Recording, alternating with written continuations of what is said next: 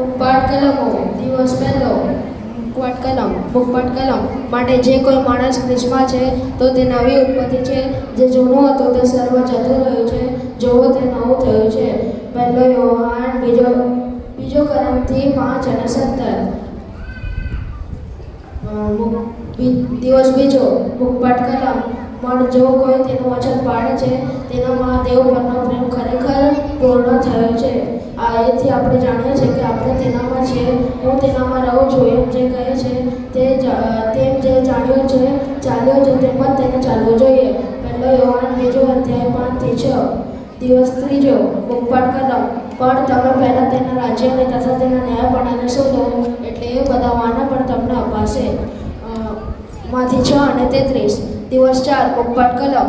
તે કે આજે હું તને યહોવા તારા દેવ પર પ્રેમ રાખવાની, તેના માર્ગોમાં ચાલવાની ને તેની આજ્ઞાઓ તથા તેના વિધિઓ તથા તેના કાનૂનો પાડવાની આજ્ઞા આપું છું, કે તું જીવતો રહીને તારી વૃદ્ધિ થાય અને જે દેશનું વતન પામવાતું જાય છે તેનામાં યહોવા તારા દેવ તને આશીર્વાદ આપે. પૂર્ણ નિયમ 30:16. દિવસ 5 મુખપાટ કલમ. કોઈએ દેવને કદી જોયો નથી. જો આપણે એકબીજા પર પ્રેમ રાખીએ છીએ તો દેવ આપણામાં રહે છે અને તેનો પ્રેમ આપણામાં સંપૂર્ણ થયેલો છે. પહેલો યોહાન 4:12. દિવસ 6 મુખપાટ કલમ. જો કોઈ આપણો અપરાધી છે તો તેને માફ કરો, એ માટે કે તમારો બાપ છે તે આકાશમાંથી જોવે છે, તે તમારા અપરાધો તમને માફ કરે. માર્ક 11:25. Thank you.